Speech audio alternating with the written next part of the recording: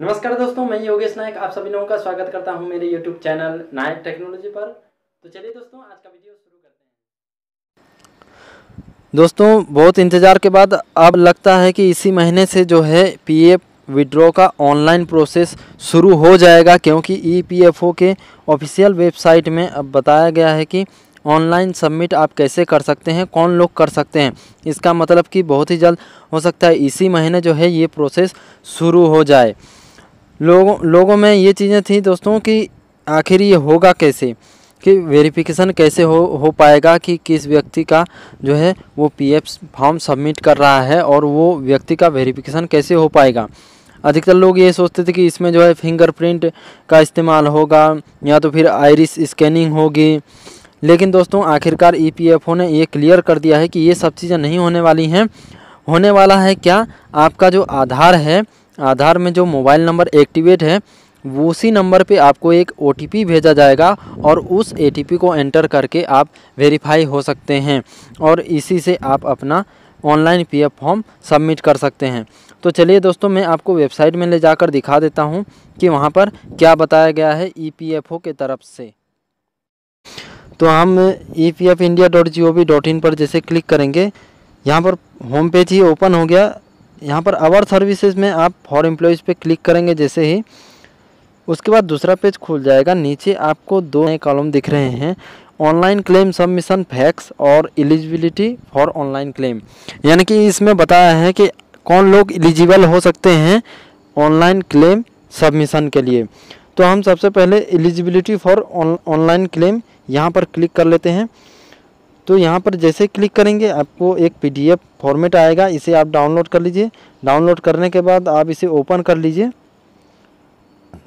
तो देखिए, ओपन करने के बाद यहाँ पर एक सीधा डायग्राम खुल जा रहा है कि क्या क्या ज़रूरत है आप ऑनलाइन फॉर्म सबमिट करने के लिए।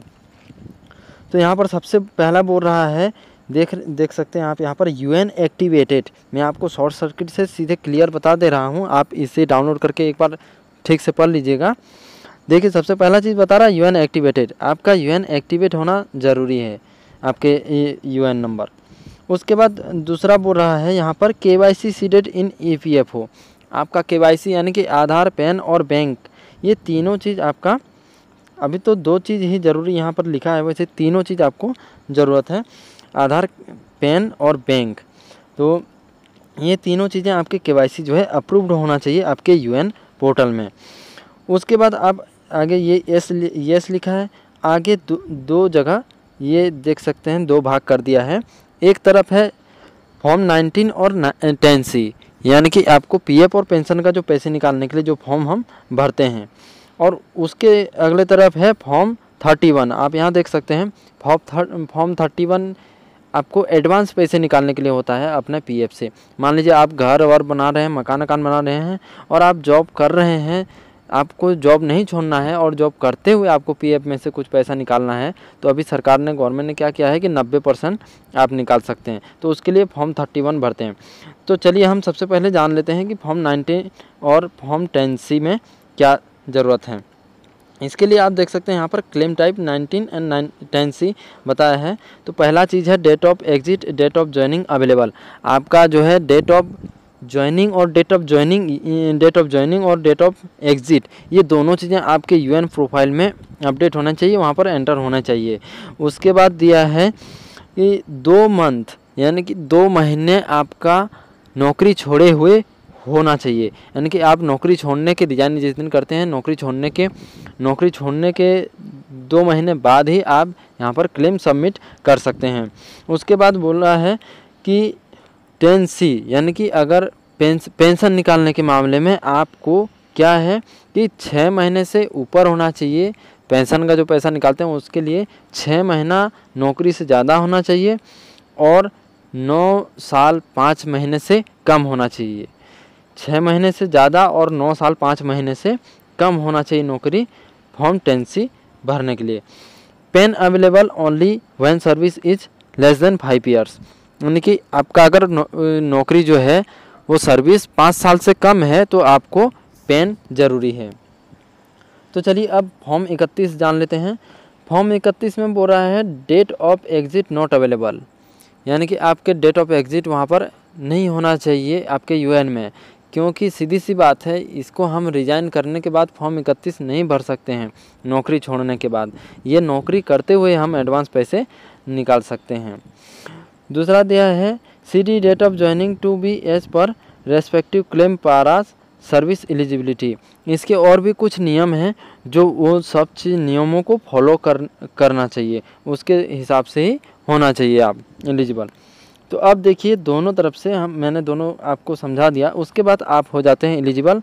अब आपके जैसे ही सबमिट करेंगे आपके मोबाइल पर एक OTP आएगा, OTP based eKYC from UIDA बोल रहा है, यानी कि आपको अपने UN से नहीं आएगा, UN जिसमें आपको PF का UN का वो मैसेज आते हैं, आपको आएगा आधार सर्विस के थ्रू से, वहाँ से आएगा एक OTP। उसके बाद ऑनलाइन क्लेम सबमिटेड, जैसे OTP आप एंटर करेंगे आपका फॉर्म सबमिट हो जाएगा। तो दोस्तों ये तो हो गया, डायग्राम से हम समझ गए होंगे, आप भी समझ गए होंगे। उसके बाद चलिए देख लेते हैं कि यहाँ पर क्लेम सबमिशन फैक्स में क्या कहता है। तो इसे भी आप जो है डाउनलोड करके ओपन कर लीजिए। तो यहाँ पर तो देखिए ऊपर जो फैक्स है वो सेम चीज़ें हैं जो मैंने आपको पिछले अभी बताया कुछ देर पहले, तो बस वही चीज़ें हैं। अब आप इसे अच्छे तरीके से पढ़ लीजिएगा।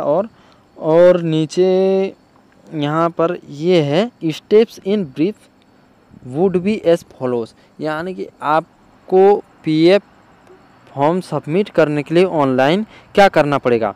उसके लिए देखिए बताया है log in to the member interface using UN credential.